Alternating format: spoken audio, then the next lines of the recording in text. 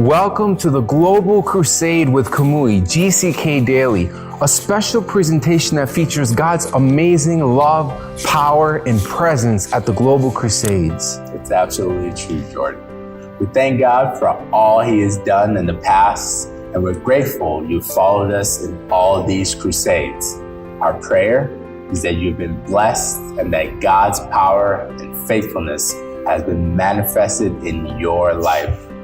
We've been encouraged and strengthened by the messages and prayers of Pastor Dr. W.F. Kumuyi, an international evangelist whose ministry of love and grace has touched many lives across the globe. As a human, I know how hard I have tried to obtain moral perfection. I had even thought that maybe doing more good works than bad works would yield me some type of reward in the afterlife. But the Bible says, "For all have sinned and fallen short of the glory of God."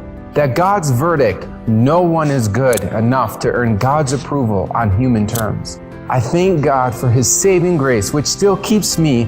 Without grace, I would still be swimming in a doubt of my eternal residence, and that deceit of good works could settle my questioning. I couldn't have said it any better, Jordan.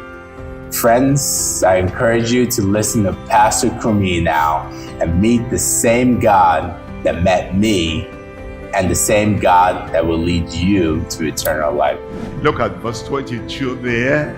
But when the young man heard that saying, he went away sorrowful. He couldn't do that. Look at this man running to Christ. What good thing will I do that I want to enter eternal life? I want to do everything I can do. I want to get to heaven. I want to have eternal life. Tell me, whatever you tell me, I am ready. He thought he was ready. He wasn't ready enough. He thought he was good. He wasn't good enough. We're told he went away sorrowful, for he had great possessions. He couldn't follow Christ. That's what hinders people today.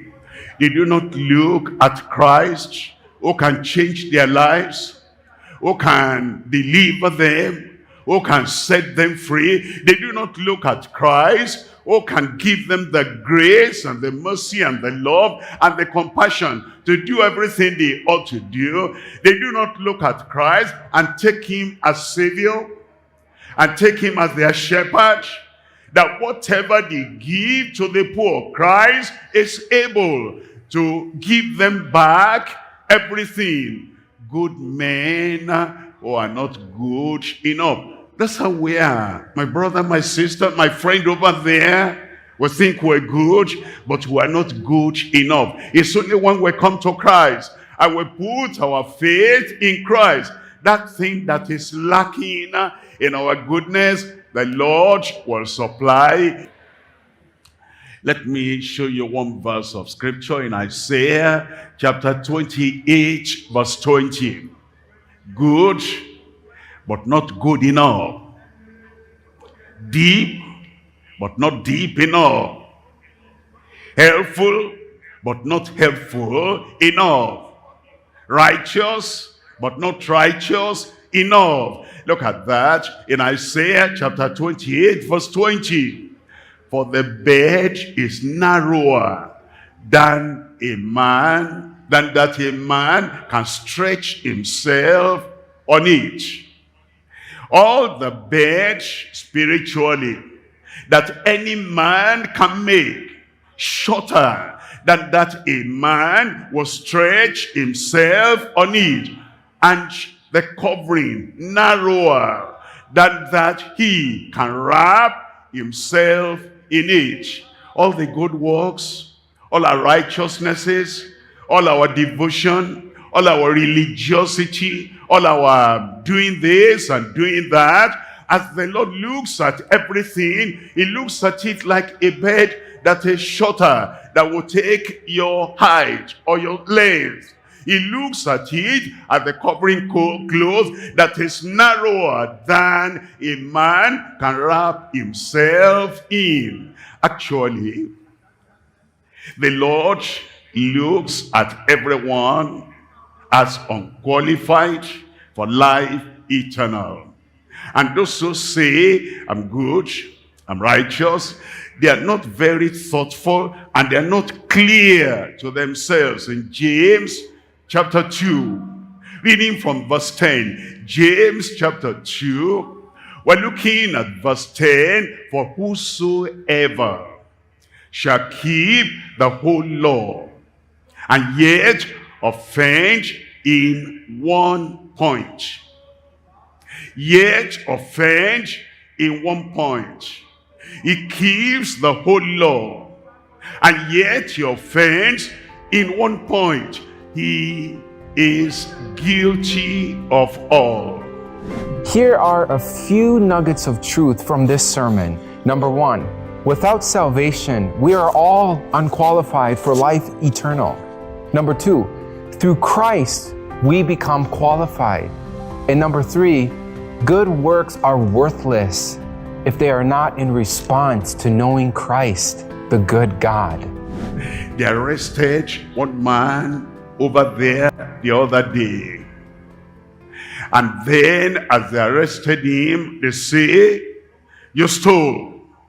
He said, yes, but you know, I don't drink, I don't smoke, I don't commit adultery, I don't fight. All I've done, I stole. He will not be set free because he has kept the whole law. He offended only on one point. A man is confronted by another man. Hey, come on here. My wife confessed to me that you committed adultery with her. Be gentle on me. That's the only thing he has done. He said, but you know, I'm this, I'm this, I'm this. All the other points he cleared. Only one case of adultery in his life. He's still guilty. The man is not going to say, okay, I'm happy with you. The only thing you've done is that you have committed adultery with the wife. No, he's still guilty of all. As you look at your life, if you're going to depend on, I am good, I am righteous, I am this, I am that, you're not going to pass the exam that will get you to heaven. You need Christ, your Savior. You need Christ, your substitute. You need Christ who can supply what is missing in your life. The good men who are not good enough. Maybe you are good, but you are not good enough. Maybe you are righteous, but you are not righteous enough. Maybe you think you are right, but you are not right enough. But now, the Lord will turn everything around in your life. That thing that is missing your life, it will supply when you turn around, when you repent, and you give your life to the Lord Jesus Christ. And he says, I know you are not good enough. You are not ready for heaven. You are not ready for eternal life. But I will change your life. I will transform your life. If any man be in Christ, he is a new creature. Old things are passed away. And behold, all things are become new. He'll make you anew. He'll give you a new birth, a new change, transformation in your life in Jesus' name. Amen. All things will indeed become new as you answer the call of God to you. And as you heard, he wants to take away that unnecessary labor of fighting to be good enough. He desires to give you rest. It's true, Jordan. If you're lacking his rest, there are 3 simple steps and 1 simple prayer that will secure you in that freedom from now on. First is to accept your need for a Savior. The second step, confess your sins and turn your heart to him. Number 3, believe on the Lord Jesus Christ and receive his free offer of salvation. If you've done those 3 things, then let's join in faith in prayer through this simple time of being in the presence of the Lord. Father, I thank you and I worship you for the people who have decided to give themselves onto you this very evening. Lord, I pray that you would give them the true meaning of salvation. Be ever present in their hearts. I pray that they will turn from their evil ways and walk alongside you all the rest of their days. And friend, if you've done that simple prayer this time and you believe truly on the Lord Jesus Christ, welcome into the kingdom of heaven. And if you've responded to God's call to salvation, welcome to the family of God. And we want to stand alongside of you in your decision and help you on your new journey.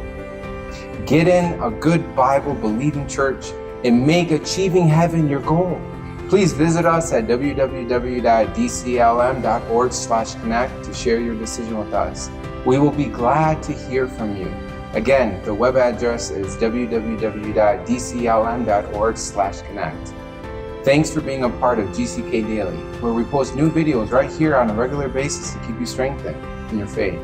And when you share and subscribe to our channel, it helps us to spread this life-saving message across the globe. Please let us know how you have been impacted by our ministry in the comment section below. And also keep in touch with us on all social media platforms as we look forward to connecting with you as you join us from across the world at the next Global Crusade from June 23rd to 28th. Thank you.